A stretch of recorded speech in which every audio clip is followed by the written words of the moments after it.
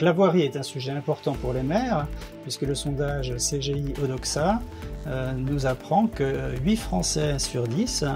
vont tenir compte de ce sujet pour leur vote. C'est donc un sujet important pour les maires qui regroupe 3 volets: le volet stationnement et mobilité, le volet propreté, pollution, et le 3e volet qui est la gestion des travaux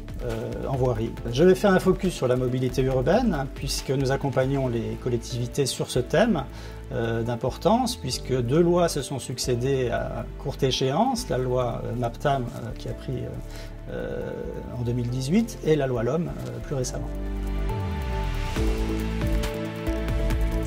Pour nous, une première étape consiste à mettre en place un observatoire du stationnement, comme ça a d'ailleurs été recommandé par la Cour des comptes avant ces lois-là, en 2017.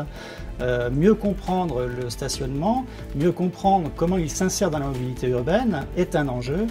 qui nous semble capital. Cet observatoire permet de collecter des informations sur les parkings, sur la voirie, pour donner au maire des éléments objectifs qui lui permettent de mieux définir sa politique. La 2e étape pour la mise en œuvre de ces politiques par le maire, c'est de disposer d'un levier d'action. Donc nous proposons une application de guidage à la place qui, contrairement aux idées reçues, ne va pas augmenter le trafic urbain, mais a vocation plutôt à le réduire. Cette problématique est un véritable casse-tête pour les maires puisqu'ils doivent répondre à différentes catégories d'usagers: les personnes à mobilité réduite, les commerçants, les livreurs, les personnes qui viennent travailler tous les jours au centre-ville et qui ont du mal à trouver une place,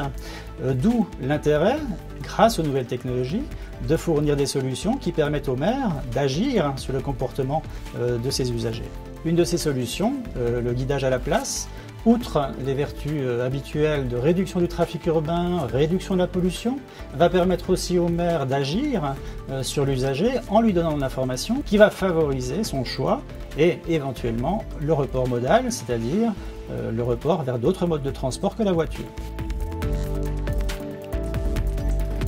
Finalement, la technologie actuelle est suffisamment mature pour donner au maire à la fois des moyens élaborés d'observation et de compréhension pour définir sa politique, mais aussi d'offrir de nouveaux services innovants à ses usagers.